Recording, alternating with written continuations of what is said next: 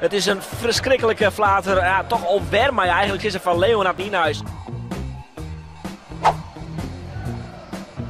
Keeper maakt het nog een fout, krijgt nog op zijn kloten van zijn mooie spelers. Het schot, ja, komt onverwachts en komt van 4 en dan denk je die keeper pakt de bal, maar die stekt een hoorn uit en die pakt de bal gewoon net. Erik Cummins liek het hem te pakken, liet hem los. Cambuur en keepers. Het had de laatste jaren geen goede combinatie west. Nou hoop je de Leeuwters in Xavier Maus een goede nummer 1 voet te hebben. Maar waar is deze Maus eens? Ik ben geboren in Haarlem. Ik kom uit 1995, 4 augustus. Ik ben 22 jaar oud. Opgegroeid in Aardehout. Uiteindelijk naar Amsterdam gegaan. En nu zit ik hier. Misschien dat wel komt door het oranje seizoen. Maus keepte van FC Os en voel in de wedstrijd zijn Cambuur op door goede reddings.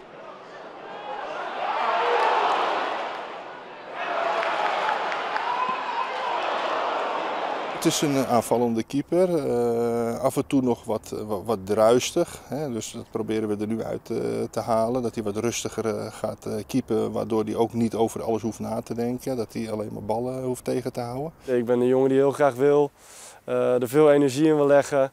En bij mij is het eerder dat ik een beetje gas terug moet nemen dan er gas bij moet doen. Dus dat is wel, ja, daar herken ik me wel in. Wat ook opvalt is dat Maus heel goed nadenkt over zijn carrière.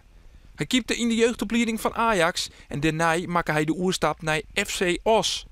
Daar keepte hij 3 seizoenen in de Jupiler League en ook nu kiest Maus weer heel bewust voor Cambuur. Onze grotere club ja, draaien door de jaren heen toch altijd, ja, die eindigen toch hoger, spelen goed voetbal, het stadion is groot, er zitten meer mensen, de sfeer is gewoon hartstikke goed.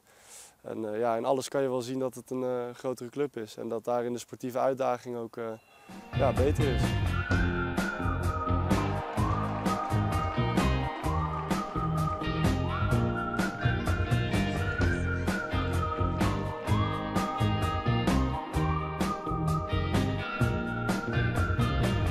Om de eerste keeper te worden, maakt Maus de concurrentiestrijd omgaan met Pieter Bos. Die wie verliezen hier tredde doelman en wil nou meer. Van de week had Bos en Maus voor het eerst mee wat traint. Het is een goede jongen, alleen wat praten natuurlijk. En, nou, dat het nou te goed is en begint zin in de voorbereiding. Mooi de concurrentie gewoon mee staan. Ja, dan was het hem heel dreig meidje. Dat is wel de bedoeling, ja.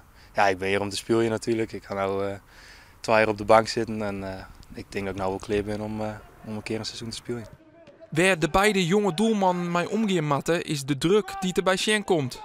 Het Cambuur-publiek is kritisch en kan hut wezen als een keeper blundert. Gelukkig, en dat mogen we prijzen, dat hier elke keer bij 7.000, 8.000 supporters op de tribune zitten. Dus ja, dan is de druk ook wel anders als misschien bij Emmen. Nou haal je Emmen aan, die zijn gepromoveerd, dus je moet oppassen wat je zegt. Maar daar zaten er misschien 2000. Ja, dat is heel anders. Je ontkomt er niet aan, iedere keeper zit zelfs op het hoogste niveau, worden er foutjes gemaakt. Maar ja, dat moet natuurlijk ja, zo min mogelijk voorkomen. Het oordeel naar het nieuwe seizoen in de keukenkampioen-divisie kan beginnen. Joen zet de oefencampagne van Cambuur uiteen met de wedstrijd Tjen DTD. Het is een nieuw Cambuur, want Jonke Maus kwam de liefst 6 nieuwe spelers. Ik wil minimaal de play-offs halen met Cambuur. Ondanks dat het een leuke competitie gaat worden met veel grote ploegen erin. Denk ik toch wel dat wij zeker hoog kunnen eindigen. Heb je die datum van de eerste competitiewedstrijd al met rood in je agenda omcirkeld? 17 augustus bedoel je? Ja? Ja, nee zeker. Daar kijk ik hartstikke naar uit. Daar ben je eigenlijk tijdens de vakantie al een beetje mee bezig. En ja, de hele voorbereiding werk je toe naar het moment dat de competitie weer gaat beginnen. Dus ja, dat is wel iets waar ik zeker naar uitkijk.